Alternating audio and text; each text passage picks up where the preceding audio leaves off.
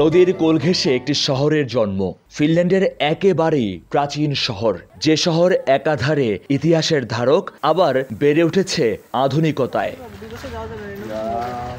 ফিনল্যান্ডের দক্ষিণ পশ্চিম উপকূলে অবস্থিত এই শহরের নাম তুর্কু, যার বুক চিরে বইছে অরা নদী। তুর্কুর হৃদয় বলা হয় এই নদীকে। তুর্কুকে ফিনল্যান্ডের প্যারিস বলা হয়, কারণ মোস্টলি ন্যাচারাল বিউটি, পুরা শহরের মাঝখান দিয়ে অরা রিভার এবং অ্যামাউন্ট অফ ক্রাউড, পরিষ্কার সাজানো গোছানো সুন্দর একটি সিটি। নদীর সঙ্গে দেখা মিলবে শহরের প্রাণ তুরুন তুওমিও কির্কো। 1300 শতকের গোড়ায় নির্মিত এই ক্যাথিড্রাল যেমনি স্থাপত্যের নিদর্শন, তেমনি ফিনল্যান্ড ইতিহাসের নীরব সাক্ষী। এখানেই হয়েছে রাজকীয় বিয়ে, বিশিষ্ট ব্যক্তিদের সমাধি, এমনকি জাতীয় উৎসব।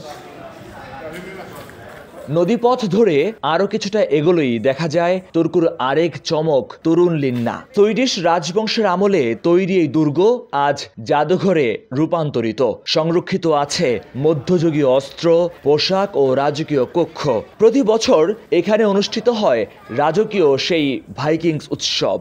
এই শহরটাতে প্রায় একটা সময় আগুন লেগেছিল, যেটা হচ্ছে গিয়ে ওই জিনিসটাকে ওরা অনেক বেশি প্রিজার্ভ করেছে। ওরা কালচারটাকে অনেক বেশি ফোকাস করে, ওদের সেই আগের জিনিসটাকে ওরা ধরে রাখতে চায়। শুধু ইতিহাস নয়, তুর্কু আধুনিক অর্থনীতির দিক থেকেও সমৃদ্ধ। ব্যস্ততম সমুদ্র বন্দর, এই বন্দর যেন তুর্কুর আরেক জীবন স্রোত, যা যুক্ত করেছে বিশ্বের সঙ্গে। 1800 শতকের শুরুতে ফিনল্যান্ডের প্রথম রাজধানী ছিল এই শহরটি। ফিনল্যান্ডের ইতিহাস ও সংস্কৃতির প্রাচীন রাজধানী এই তুর্কু।